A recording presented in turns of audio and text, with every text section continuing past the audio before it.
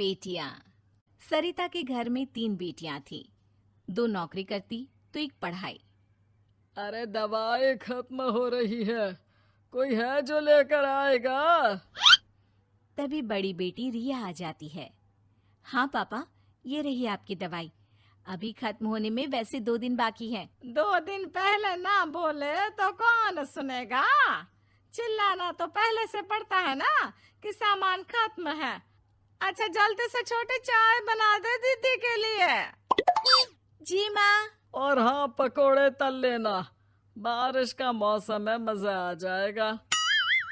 मैं बाजार से आलू ले आती हूँ माँ, खत्म हो रहे हैं। घर का सारा काम बिल्कुल परफेक्ट चल रहा था।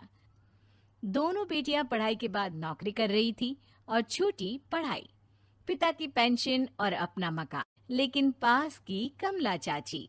और रियासिया की माँ, तुम लोगों को कितने सालों से देख रही हूँ, परेशान ही देखा। भगवान एक बेटा दे देता तो। अब किसी जन्म का कर्म खराब रहा होगा चाची, जो लड़का नहीं हुआ। वैसे काश एक लड़का हो जाता। पास छोटी बैठकर पढ़ रही थी। वो माँ की बात सुनकर किताब बंद कर देती है और खिड़की में खड़ी हो जाती है। खिड़की के बाहर रवि, जो कि पास ही में रहता है। अरे छुटकी, क्या सारा दिन किताब में नजर गड़ाई रहती है? मैं नकल करना सिखा दूंगा, तू आराम से पास हो जाएगी। आजा, चलना, सब बाहर खेल रहे हैं। तू तो लड़का है, फिर पढ़ता क्यों नहीं? तेरे सर पर तो माँ पिता की जिम्मेदारी भी है ना। कैसी बात कर रही है यार? जिम्मेदारी मेरी नहीं, पिता की है। पिता की क्या जिम्मेदारी, बता। देख, माता पिता लड़की की शादी के लिए पैसा जमा करते हैं, उसकी शादी कराते हैं, उसे पढ़ाते भी है ना? हाँ, वो तो सभी माता पिता करते हैं। क्या लड़की की शादी नहीं करते? उसकी भी तो करते हैं ना। हाँ करते हैं, लेकिन क्यों, कैसे? सुन, वो लड़के को पढ़ाते हैं इसलिए कि वो बुढ़ापे का सहारा बनेगा। शादी करते हैं कि उसकी बीवी आकर घर संभालेगी। लेकिन बेटियों के लिए कोई स्वार्थ होता है? नहीं ना। तभी तो पैदा होते ही मुंह बन जाता है। अब तू सोच, तू किसी के घर जाए और वो तुझे देखकर मुंह बना ले तो कैसा लगेगा? वो तो पागल होते हैं। बेटियां जीवन भर माँ बाप के लिए सोच ले, लेकिन फिर भी वो उसे अपना नहीं मानते।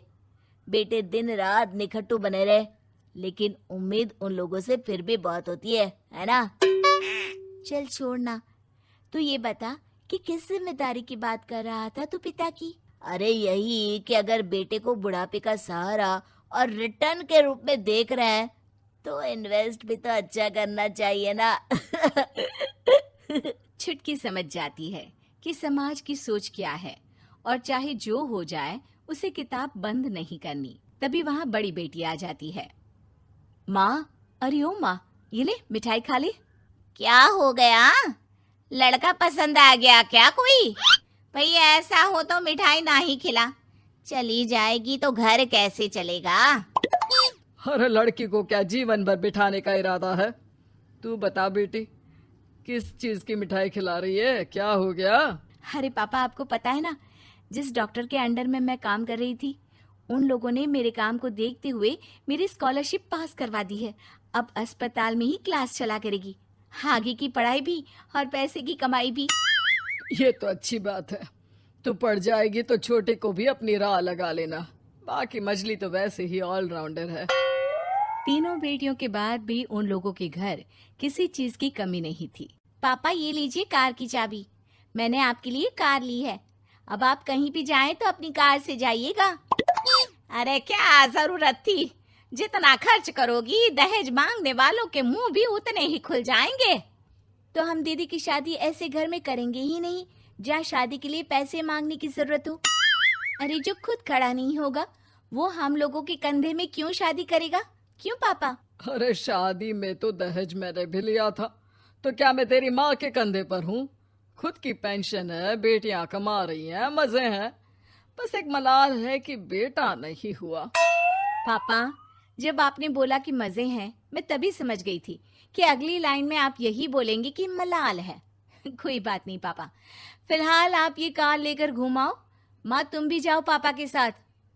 दोनों पति पत्नी बेटी की दी गई गिफ्ट कार में बैठकर घूमने निकल रहे थे कि पड़ोसी बोल पड़ता है। अरे भाई साहब, नई कार, यहाँ तो साइकिल भी बेचने की नौबत है। नजर ना लगाइए भाई साहब, जीवन में कार का सपना पूरा होना हम लोगों के लिए तो बहुत बड़ी बात है। हाँ हाँ, लाखों की कार हम हजारों की कमाई वालों के लिए कहाँ मुमकिन थी, ऊपर से तब जब कोई बेटा भी नहीं है। वैसे भाई साहब, आपकी साइकिल बिक क्यों रही है? भगवान की दुआ से तो आपके 4 लड़के हैं। हाँ हाँ, आपको तो हेलीकॉप्टर से घूमना चाहिए। और खाक हेलीकॉप्टर भाई साहब, अब क्या छुपाना, 2 लड़के तो कुछ कमाते ही नहीं, सारा दिन टीवी मोबाइल में लगे रहते हैं। और बड़े 2 जो किसी तरह जिम्मेदार बने भी हैं, बहू के कहने पर 1 पैसा हम लोगों को नहीं देते, ना इज्जत है ना मान सम्मान। हाँ भाई साहब, भाभी बता रही थी, बहू के होते हुए भी नौकरानी की तरह सारा दिन लगी रहती है घर के कामों में। आप किस्मत वाले हैं भाई साहब, जो बेटियां घर के साथ साथ बाहर का काम भी पूरी जिम्मेदारी से संभाल रही हैं। हाँ वो तो है, लेकिन कब तक? एक ना एक दिन तो ससुराल निकल जाएंगी, फिर तो वही हम दोनों और वही पेंशन। आप लोग भी कौन सा संजीवनी बूटी खा कर आए हैं? चलिए चलिए जाइए, नई कार का मजा लीजिए। अच्छा ऐसा करते हैं, मेरी बहन के घर चलते हैं, काफी वक्त हो गया है मिले। दोनों बहन के घर जाते हैं, जहाँ उसकी बहन और उसका पति बैठकर चाय पी रहे होते हैं।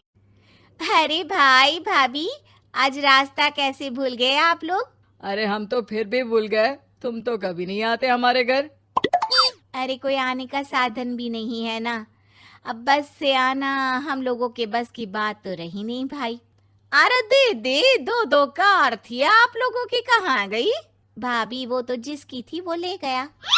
मतलब? 2 बेटे हम दोनों से अलग हो गए हैं, अपनी कार ले गए, अब हम दोनों अकेले, खुद बनाना खुद खाना। भाई बहन के घर से मिलकर बेटी की गिफ्टेड कार में बैठकर निकल जाते हैं। काश हम लोगों को भी लड़का हो जाता।